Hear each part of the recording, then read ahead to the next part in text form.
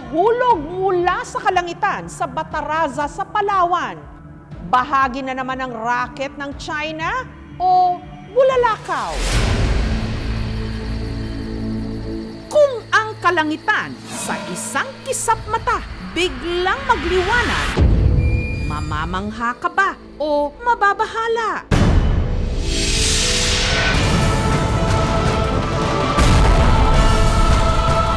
Takot na takot po talaga ako, parang yun na yung Armageddon.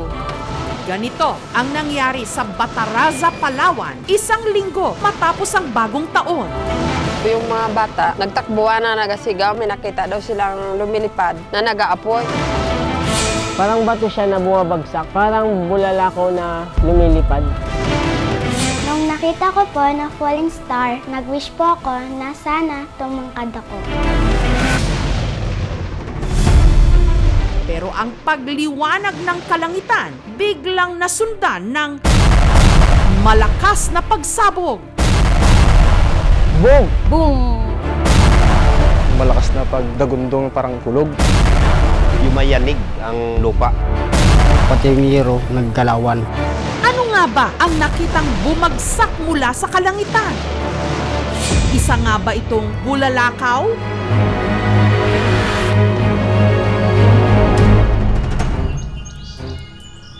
Isa sa mga nakasaksi, si Boyet. Pagkakuan lang talaga namin is fireworks na siya kasi nga galing lang ng bagong taon. Agad niyang chinek ang kanilang CCTV at ito ang kanyang nakita. Sa umpisa, makikitang madilim lang ang labas ng kanilang bahay. Pero ilang segundo pa ang lumipas, tila nagliwanag na ang kapaligiran. Yun.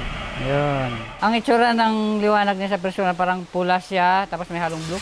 Hanggang sa narinig nila ang malakas na pagsabog. Parang kulog na. Grabing sobrang lakas daw talaga yung impact. Para mapakinggang mabuti ang pagsabog, si Boyet gumamit pa ng malaking speaker. Yan siya. Yun. Yun. At may nahuli kampang naglalakad. Ang nahagip sa CCTV ni Boyet, Kitang-kita ko po pangyayari na yun. Kulay-pula, parang apoy, parang bulalakaw. si Aling Luz, na picturean din daw ang pangyayari. Akala ko eroplano lang yung dumaan. Pagtingin ko, iba pala. Parang katapusan na ng mundo, ganun ang nararamdaman ko. Pero sina Aling Luz at si Boyet, dudang bulalakaw yun. Parang spaceship, takot na takot po talaga ako. Parang yun na yung Armageddon. Nakita namin sa Facebook, rocket pala yun. Doon na kami sa kinabahan. Kung sa amin pala bumagsak yun, patay na kami.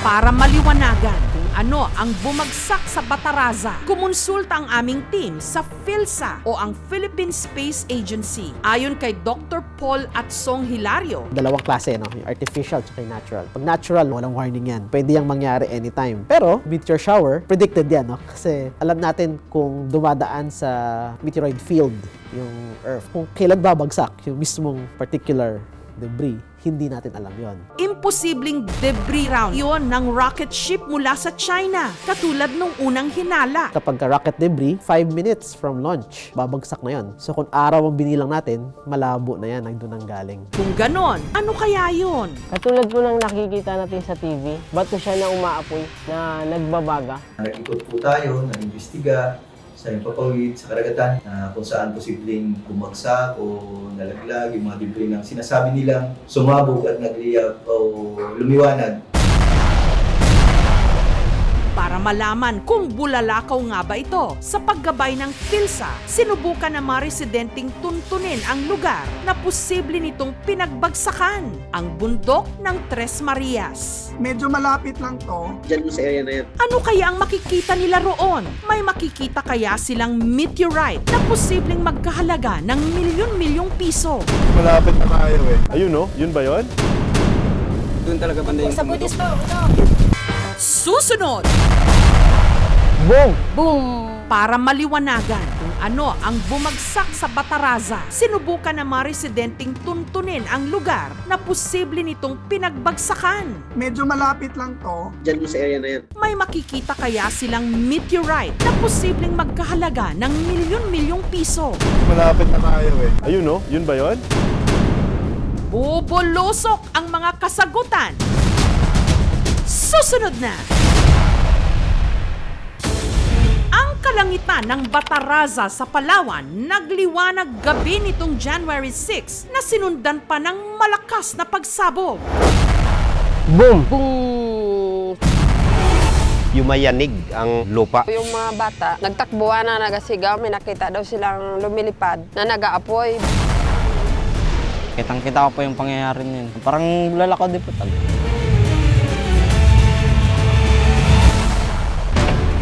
Katuwang ang mga otoridad, sinubukan ng ilang mga residente roon na tuntunin ang lugar na posible nitong pinagbagsakan.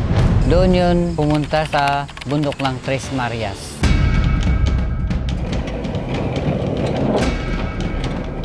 Ay hanggang dito na lang po yung sasakyan, lalakarin na lang natin. Kinailangan nilang tumawid ng ilog at pumasok sa masukal na gubat sa loob ng 2 oras ng bundok ng Tres Marias. Ito na sir po yung sinasabi ng mga taga-bundok dito. Sa kalagitnaan ng interview ng aming team sa Guy, may kung anong malaking bato ang pumukaw sa ilang residente. Yung malayo pa rin po, malapit na rin.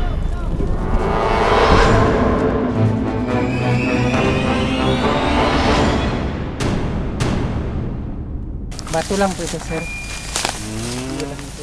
Normal lang na bato po yan. Sir, saan tayo ngayon? Dito na, sir. Ito yung sabi ko na mahirap na mga daan po. Pero tingnan ko muna kung makaya niyo pa. Papuntang bundok na talaga. Delikado na rin kasi po yun, sir.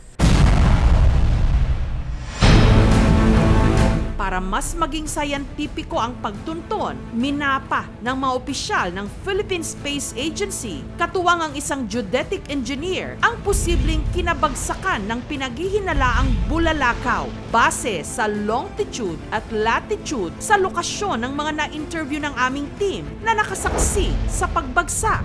Distance nasa around 28 kilometers. So itong red, kung nakikita nyo, yan yung kumbaga parang naging common point nila, intersection nila. Medyo malapit lang to yung accuracy ng ating ginawa sa data na galing sa mga witnesses. Kung accurate yung binigay nila, yung method natin ay accurate din. At dito nila natukoy ang isa pang lead, ang Sitio Kabuhaw sa Barangay Tarosan na 30 minuto ang layo mula sa bundok ng Tres Marias. Dito lang po, nagdaan lang po siya. Diretso po doon. Kasi yan ang naramdaman namin yung mga bahay, yumuyug-yug, para pong lumindol. Pero dahil matarik ang bundok, may bahagi ng lugar na hindi nila kayang babain.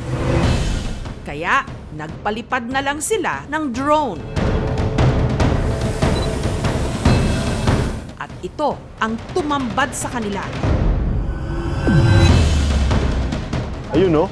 Yun ba yun? Uka ng lupa. Pero ang aming guide hindi rito kumbinsido. Katatapos na natin mag-aerial surveillance gamit itong drone. Pero wala tayong nakitang kahit anong trace ng meteorite. Siguro dahil magubat itong lugar kaya hindi natin ito makunan. Sana makita na namin yung bagay na yun, yung sumabog sa kalawakan. Kasi lahat kami dito nag-iisip eh. Imposible nga na fireworks. Imposible din na rocket ng China. Imposible din na kidlat o thunderstorm. So lumalabas, meteors tayo bumabaksak, pero kulang pa rin ang ebidensya. So kailangan pa natin talaga ng siguro ng investigation.